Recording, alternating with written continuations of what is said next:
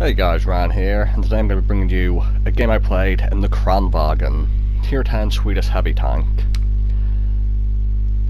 So reloading the game, I'm on Mountain Pass, there are Tier 8s, and I'm in a platoon with Spandex and Felix. Now the Kranvagn is an interesting tank. It's reasonably mobile for a heavy tank, and if you get going downhill it's very mobile, which is nice. I love a good mobile tank. The armor on the turret is incredible, even though when you're not using gun depression. And it's got an autoloader.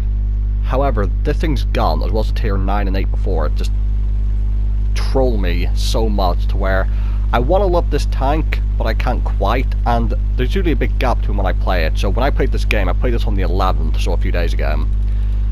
This was the first time in over a month that I played this tank, and I played 3 games this day, and all 3 of them were 4.5k plus damage, so I actually got a decent bit of consistency.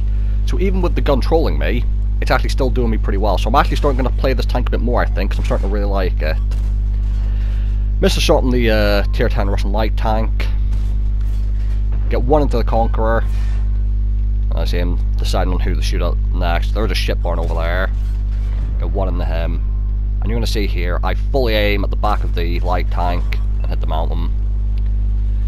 So, the first shot was my fault, but that last shot was fully aimed at not the longest distance, and I missed. So, like, as I said, even though the gun will troll me quite a bit, I'm actually really starting to become a fan of this tank. 3 second clip reload, which is very long.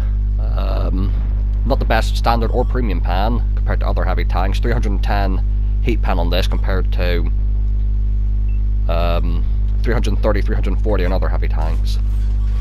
So you see I'm hugging this mountain here because I don't want to go too far out in case the artillery or the shipborne can hit me, because even with my incredible turret armor, you can't bounce HESH or high explosive. Now the important thing where I'm at to notice is, look at where my team is, more simply look where my clanmates are on the map. They've got that little hill just to the left of me, and when you hold that hill, that means if anyone pushes across the centre, you can shoot down into them. And the reason I bring that up is you're going to see one of the enemies is going to start making his way over. You see, I'm just showing my turret, and I'm quite happy just to sit here. I'm also getting the assistance for spotting these people. So here's the Action 10.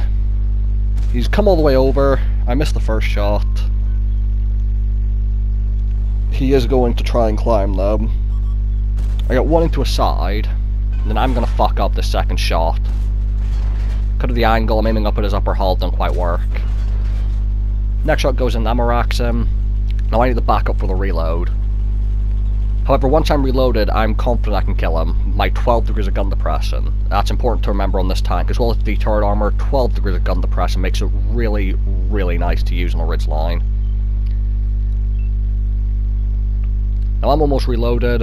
I'm ready to push to the same position again, because I can shoot at this in turn X10. I can also spot across the map again from the teammates who are just behind me, the TD and the heavy tank. And what you're going to see is, now that they move to the side of that hill, they now have shots at the Action 10, so I don't need to worry about him anymore. You see, I'm just going to sit in front of the E4, bounce him, like there was no hope of him panning me there. Like, I've never felt more confident sitting in front of a tank. The only thing that even comes close to this tank in terms of sitting in front of someone with confidence with your turret is a T-32. Or maybe a 705A, but then they don't have the gun depression to use most positions.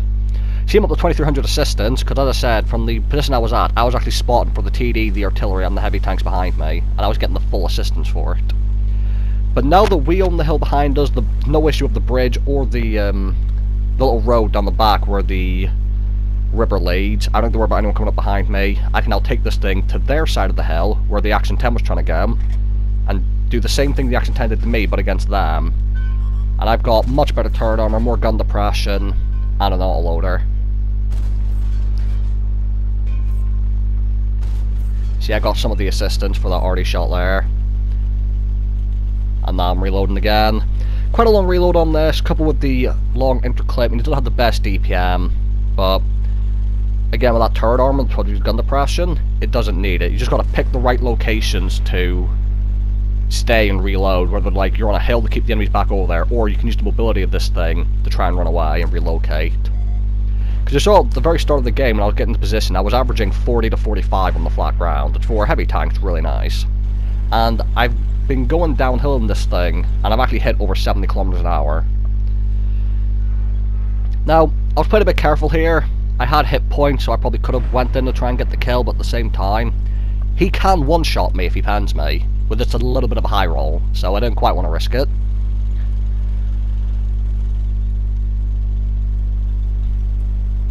So I'm just having a look. One more ship barn up there.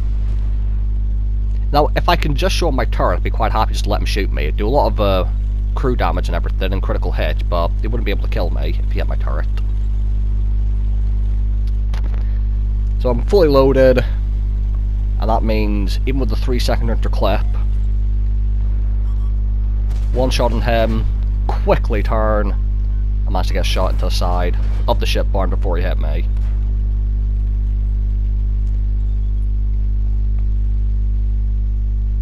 And I only took the one bit of damage, I think, from the Centurion Accent 10 that game. The artillery couldn't get a shot at me, I didn't give the ship barn enough time to aim at me. And just a really good position, I think, on Mountain Pass. So, that was a high caliber for 5,651 damage, 2,600 assistance, 4 kills for an ace tanker, and I made 85,000 profit as I didn't fire any premium rounds.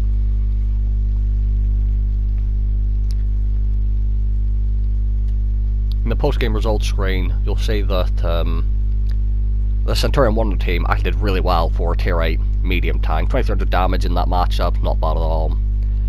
So I hope you guys enjoyed the video, and yeah, the Kranvagn, I highly recommend it if you're willing to be trolled by the gun fairly often, but apart from that, it's really nice, fast and great turret armor. So thank you for watching, and I'll see you all in the next one.